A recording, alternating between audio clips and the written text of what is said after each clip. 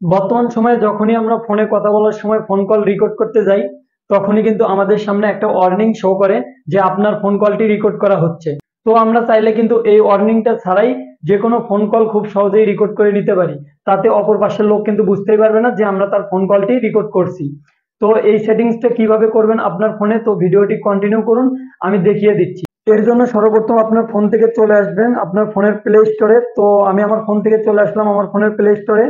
Play স্টোরে আসার পর উপরের দিকে সার্চ আইকন দেখতে পারবেন, এখানে সার্চ আইকনে একটা ক্লিক করে দিবেন।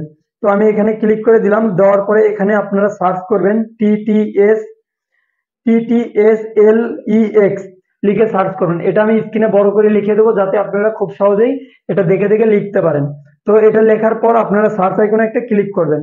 করার পর আপনাদের সামনে এরকম একটা অ্যাপ্লিকেশন শো করবে, লোগোটা দেখে রাখুন। এই অ্যাপ্লিকেশনটি আপনারা ইনস্টল করে নেবেন। তো আমি যেহেতু ইনস্টল করে রেখেছি, সময় বাঁচানোর ক্ষেত্রে আমি ওপেনে একটা ক্লিক করে দিলাম। তো ওপেনে ক্লিক করে দেওয়ার পর আপনাদের সামনে এরকম একটা ইন্টারফেস শো করবে।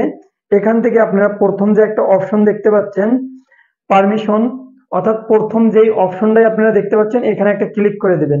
দেওয়ার পর আপনারা দেখতে পাচ্ছেন প্রথমে একটা অপশনে টিক মার্ক দেওয়া, অর্থাৎ গুগলের অপশনটাতে সিলেক্ট করে দেওয়া আছে, আপনারা নিচেরটা সিলেক্ট করে দিবেন। অর্থাৎ নিচে যেই অপশনটা শো করতেছে TTSLEXX, তো এটাতে আপনারা ক্লিক করে দিবেন। তো আমি এটাতে একটা ক্লিক করে দিয়ে এই যে আপনাদের সামনে ওকে একটা আইকন শো করবে, এখানে একটা ক্লিক করে দিবেন। তো আমি এখানে একটা ক্লিক করে দিলাম।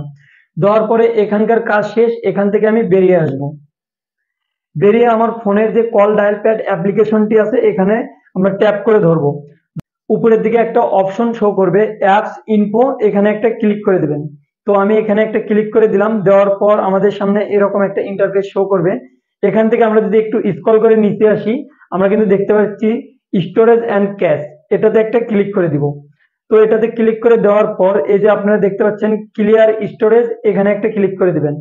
তো আমি ক্লিয়ার স্টোরেজ এখানে একটা ক্লিক করে দিয়ে ওকেতে একটা ক্লিক করে দিব।